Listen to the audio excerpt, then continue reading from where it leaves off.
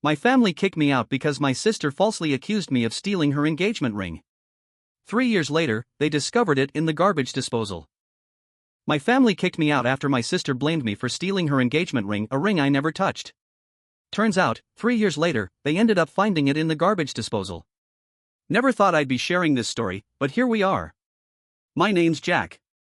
I'm 26 now, and what happened 3 years ago completely turned my life upside down. It all started with a lie one told by my older sister, Sarah, who's 3 years older than me at 29.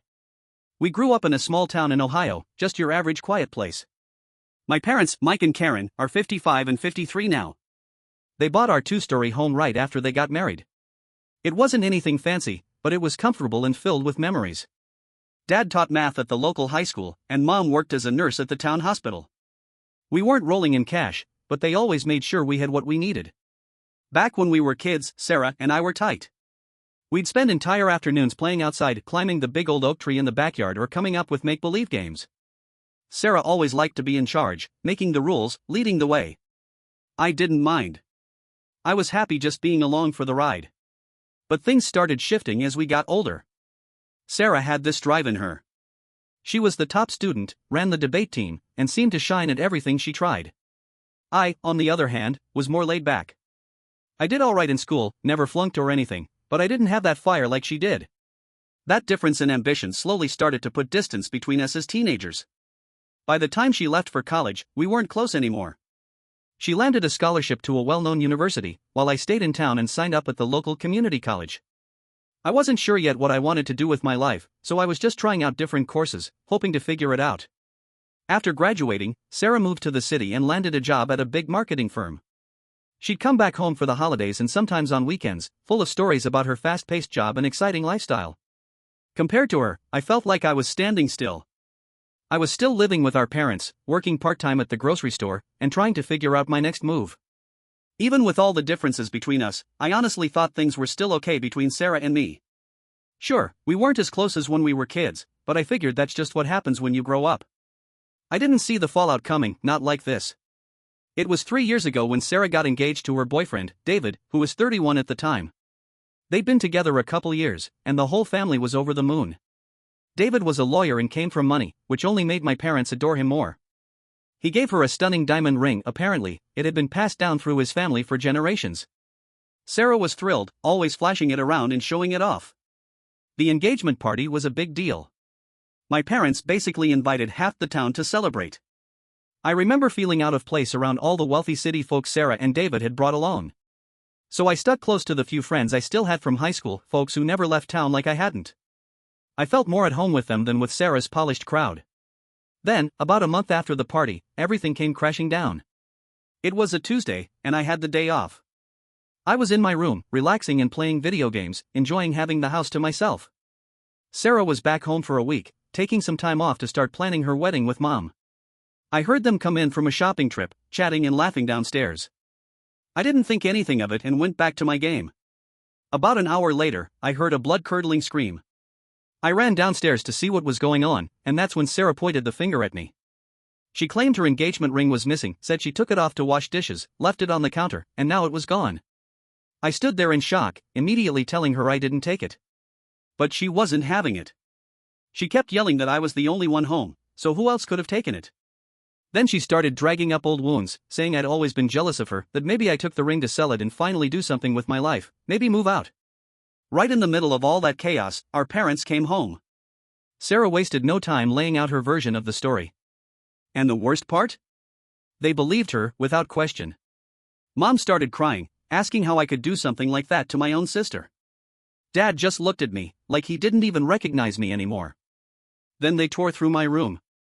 Ripped everything apart, top to bottom. They didn't find the ring, of course.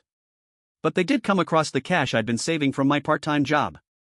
It was maybe a few $100, nothing major. But Sarah jumped on that right away, saying I must have sold the ring and that was the money. I tried explaining that I'd been saving up for months and was thinking of enrolling in some new classes, but nobody was listening. The days that followed were hell. My parents and Sarah kept pressuring me to just admit what I did and give the ring back. They even said they'd call the cops if I didn't come clean.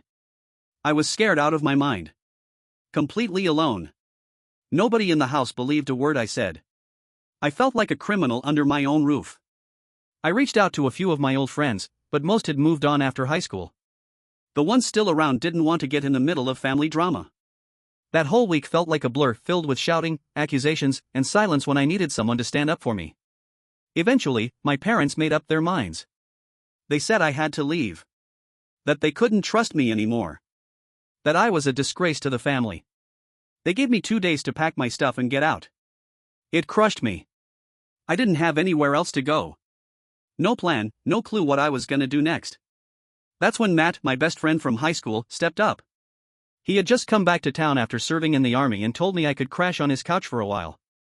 I was grateful, but I knew it couldn't be forever. His place was tiny, and he was still trying to get back on his feet, too. I stuffed what I could into a backpack and an old duffel bag: clothes, my laptop, some books, and a few things that reminded me of better days. As I was heading out, I looked up and saw Sarah standing at her old bedroom window, watching me. For a second, I thought I saw something shift in her expression, like she wasn't so sure anymore. But then she turned away. Walking out of that house, the only home I'd ever known, was the hardest thing I'd ever done. I felt betrayed by the people who were supposed to love me the most. The hardest part about all of it? I hadn't done a damn thing wrong. For the next couple of months, I bounced between Matt's couch and whatever cheap motel I could scrape together enough money for. I picked up whatever odd jobs I could find just to keep my head above water. I washed dishes, walked dogs, and even spent a few weeks hauling bricks and lumber on a construction site. It wasn't easy, but I was determined to keep going and to prove I could make it on my own, and that I didn't need anyone's pity. Eventually, I landed a steady gig at a warehouse out on the edge of town. It was tough work, long shifts, heavy lifting, but the paycheck came in like clockwork. It didn't pay a ton, but it was enough to get me into a small room in a shared house with a few other guys from the warehouse. Slowly but surely, I started piecing my life back together. Still, the pain from what happened never really went away. Most nights, I'd lie in bed staring at the ceiling, replaying everything in my head. I'd keep asking myself, how did it get to this point? How could my own sister think I'd steal from her? And how could my parents believe her without even giving me a chance? Eventually, I just cut ties with all of them. I blocked their numbers, stopped responding to their messages. They did try to reach out in the beginning. Mom left a bunch of emotional voicemails, asking me to come home and make things right. Dad sent a few cold, straight-to-the-point texts about how we needed to talk. Sarah even showed up at my work one day, but I refused to see her. I just couldn't bring myself to face them. Not after what they'd done. To me, they weren't my family anymore. That's how I lived for the next 3 years. I made new friends, guys I worked with, or others from the house I rented in. We'd hang out after shifts, drink some beers, watch whatever game was on. It wasn't the life I thought I'd have, but it was mine, and I built it from the ground up. I put in the effort, and it paid off. I ended up getting promoted to shift supervisor at the warehouse. Even started taking online business courses to try and carve out a better path forward. I was figuring out who I was and what I wanted to do. But no matter how far I moved forward, part of me was still bitter, still carrying the hurt of being cast aside like trash by the people I loved. I missed them, especially around the holidays. I'd hear Christmas songs in the stores, see families out shopping together, and it hit me every time. That used to be me. That used to be us. Then, just last week, I got an email from my dad. The subject line was short: "We need to talk." The message itself wasn't much longer, just said they needed to meet with me, and it had to do with the ring. At first, I was ready to hit delete like I had with every other message they'd sent over the years. But something made me pause. Maybe it was curiosity. Maybe I just needed to know. Or maybe deep down, I still hoped for some kind of closure. I went back and forth with myself for hours, trying to decide if I should call. Finally, I picked up the phone and dialed his number. What he told me floored me. They'd found the ring. Apparently, Sarah had knocked it down the garbage disposal while she was washing dishes, the same day she accused me. She only figured it out a few days ago when the disposal started making weird noises. They had a plumber come out, and there it was, jammed inside. Dad said Sarah was shaken when she realized what had really happened, and that she knew right away I'd been telling the truth. He told me the whole family felt awful about what they did, and they wanted to make it right. I hung up with a mix of emotions flooding through me. On one hand, I felt vindicated. I'd been telling the truth the whole time, and now they finally knew it. But at the same time, I was pissed. It had taken 3 damn years for this to come to light. 3 years of living alone, struggling, missing birthdays and holidays, all because nobody had bothered to believe me. I didn't deserve that. Now I'm stuck at a crossroads. They want me to come home. They say they want to fix things. Sarah's been calling and texting nonstop, begging me to forgive her. But I don't know if I can. They didn't hesitate to toss me aside. They were so quick to believe the worst about me. And then they left me to survive on my own like I didn't matter. A part of me wants to tell them all to go to hell and let them sit with the guilt of what they did. But there's another part, a smaller, quieter part, that misses the life I had before. And it wonders, is it even possible to rebuild something after so much damage? I'm torn. I don't know what the right move is. Should I let them try to make things right? Or should I keep living this new life I made, without them? I could really use some perspective. Update 1. It's been a week since I posted, and a lot has happened. First off, thank you to everyone who took the time to comment or message me. Your support helped me sort through a mountain of feelings and finally make a decision. After a lot of thinking, I decided to meet with my family. I figured I at least owed it to myself to look them in the eye and get some kind of closure, even if I wasn't sure I wanted anything more. We agreed to meet at a small coffee shop in the next town over. I picked the spot because it was just far enough that we wouldn't run into anyone we knew, but not so far that it was inconvenient. The day of the meeting, I was a bundle of nerves. I hadn't seen them in 3 years, and I had no idea how it was gonna go. I got there early and found a quiet table in the corner. I wanted a spot where we could talk without distractions. The moment they walked through the door, it hit me like a punch in the gut. Seeing them again, my mom, dad, and Sarah, after all this time was overwhelming. Mom broke down crying the second she saw me. She looked older. Her hair had more gray in it, and there were deep lines around her eyes that I didn't remember. Dad looked tired too. He had this heavy look about him, like the weight of everything we'd been through was sitting right on his shoulders. Sarah, she couldn't even look me in the eye at first. She looked smaller somehow, not physically, but emotionally. Like a balloon that had lost all its air. We sat down, and for a while, nobody said anything. Then, all at once, they started talking, voices overlapping, everyone trying to apologize. Mom and Dad both admitted they failed me. That they should have trusted me. That kicking me out was the worst mistake they'd ever made. They said they'd regretted it every single day, but pride and embarrassment kept them from reaching out sooner. Then Dad, who was never much of a talker, just opened up like I'd never seen before. He told me he replayed those days over and over in his head, trying to figure out how he missed the truth. He said he always saw himself as a fair man, someone who judged things clearly and carefully. But when it really counted, his emotions clouded his judgment. Mom, through tears, told me she'd kept my room exactly as I left it, hoping I'd someday come back. She said she'd often wake up in the middle of the night, thinking she heard me come home, only to realize what had really happened.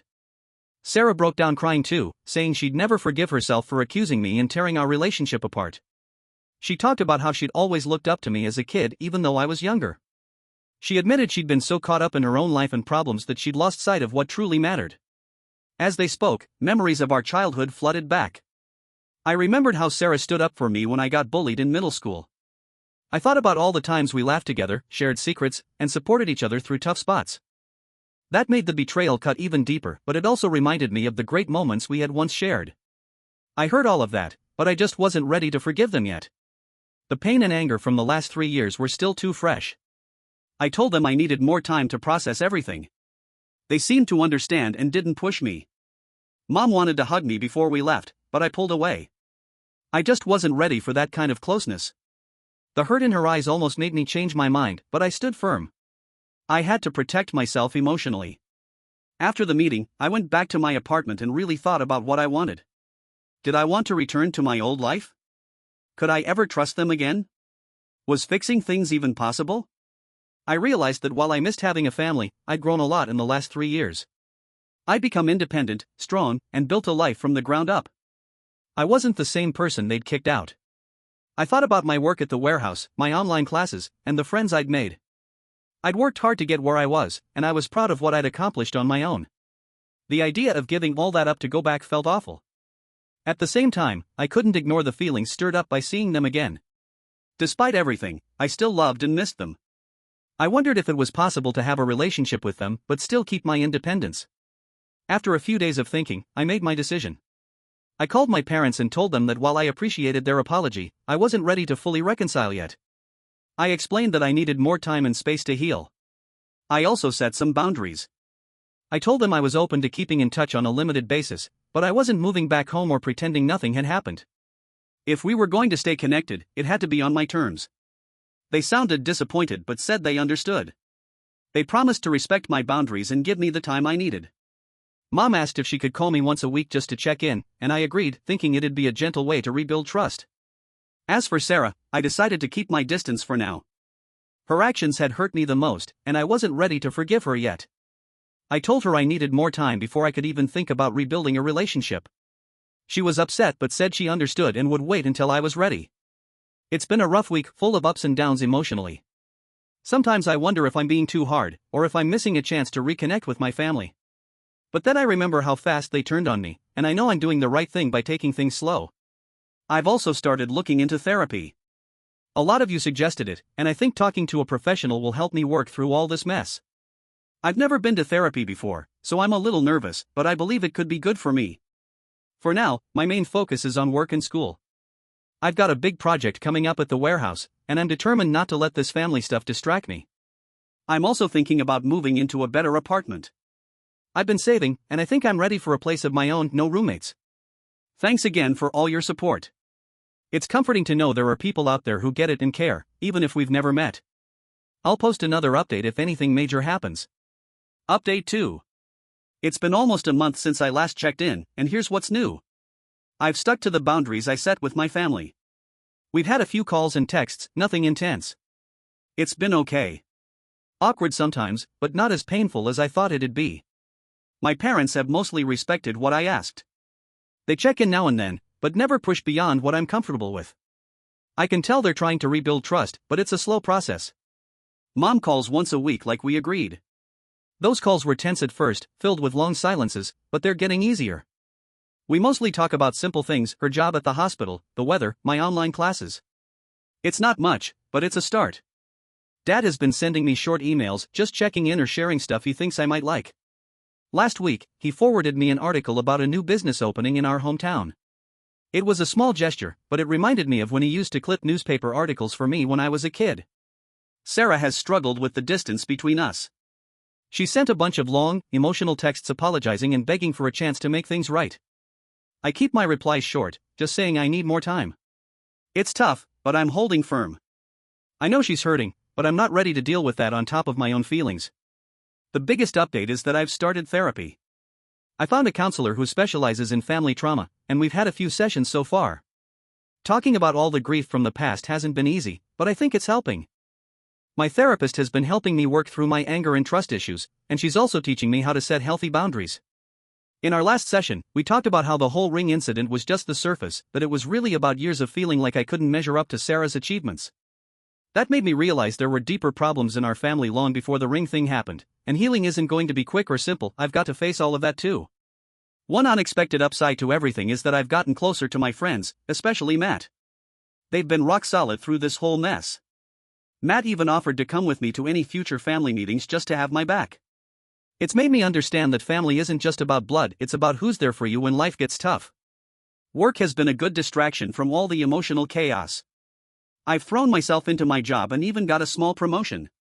Now I'm responsible for managing inventory on my shift, which means more duties and a bit more money. It feels good to focus on something positive. As for where I live, I've decided to stay put for now. It's nothing fancy, but it's my space and a symbol of the independence I fought hard to earn. My parents offered to help me find a nicer place, but I turned them down. I need to do this on my own. That said, I've started seriously thinking about going back to school. There's a state college about an hour away that offers night classes, and I'm considering applying for their business program. It's a big step, but I feel ready. Right now, I'm taking everything one day at a time. Some days hit harder than others. There are moments when I miss the easy closeness we used to have as a family, but then I remember how quickly they turned on me, and I know I can't rush the healing process. My therapist says it's totally normal to have mixed feelings. She encourages me to be patient with myself and not force forgiveness before I'm ready. We're also working on ways to handle upcoming family events and holidays, which honestly make me more nervous than I want to admit. For now, my focus is on healing and building a life I'm proud of, with or without my family. It's tough, but I'm hopeful about what's ahead. I'm learning it's okay to put myself first, and that setting boundaries doesn't make me a bad person. Thank you all again for the support. Your comments and messages have given me strength through all of this. It's a relief to know I'm not alone dealing with family struggles like these. Update 3. It's been 6 months since I first posted, so I figured it was time for one last update. A lot has changed in these past months. The biggest news is I've decided to move to a new city for a fresh job opportunity. This is a big step forward in my career, and I'm excited about what's next. The new job is with a logistics company, kind of similar to what I was doing at the warehouse, but on a much bigger scale. It's a management position, something I've been aiming for a while now. The pay is way better than before, and it comes with benefits like health insurance and a 401k. Before making the move, I had a long talk with my therapist. We discussed how this change could affect my healing and my family relationships. In the end, we agreed it's probably the right move, a chance for me to fully stand on my own 2 feet and define myself outside of all the family drama. I told my parents about the move last week. They were surprised and disappointed, but they understood. Mom cried a little, saying she hoped we'd have more time to fix things before I left. Dad didn't say much, but I could tell he was upset too. They both worried about me being alone in a new city, but I reassured them I'd be fine. Sarah took it the hardest. After I told her, she showed up at my apartment unannounced, begging me not to go. She said it felt like she was losing me all over again. It was a tough conversation, but I stood my ground. I told her that this move was something I needed to do for myself, and that our relationship wasn't in a place where her opinion could sway my decision. Things between us are getting better, but it's far from perfect. We've had a few family dinners over the past months. They've been awkward and uncomfortable at times, but slowly we're figuring out how to be around each other again. Trust remains a huge hurdle. Sometimes I catch myself wondering if they really mean what they say, or if they're just trying to ease their guilt. My therapist has been a huge help through all of this. She's helped me sort through my feelings and set healthy boundaries. She's reminded me that forgiveness doesn't mean forgetting or pretending the hurt never happened. It's about releasing the anger so I can find peace. I've taken that to heart. While I don't think I'll ever forget what happened, I'm working on forgiving my family. Not for them, but for me. Holding on to all that anger and bitterness was exhausting, and I'm ready to let it go. As I get ready to move, I've been thinking a lot about everything that's happened. 3 years ago, I felt like my life was over. I thought I'd lost everything, including the people I cared about most. But now I see how much I've grown from that experience. I'm stronger, more independent, and I finally have a clearer sense of my own worth. I don't know what the future holds for me and my family. We plan to keep in touch once I move, weekly calls and visits during holidays. It's a start. Maybe with time and distance, we can build something new. For now, my focus is on what lies ahead. I'm excited about my new job, the new city, and all the opportunities waiting for me. I've already started looking at apartments online and learning about the area where I'll be living. There's a mix of nerves and excitement, but overall, I'm ready for this next chapter. No matter what happens with my family, I'm confident I'll be okay. I've proven to myself that I can handle whatever life throws my way, and I've learned the importance of surrounding myself with people who believe in and support me, whether they're family or not. Thanks for following my story. If you haven't subscribed yet, please do, and hit the notification bell so you don't miss more real-life stories that'll blow your mind.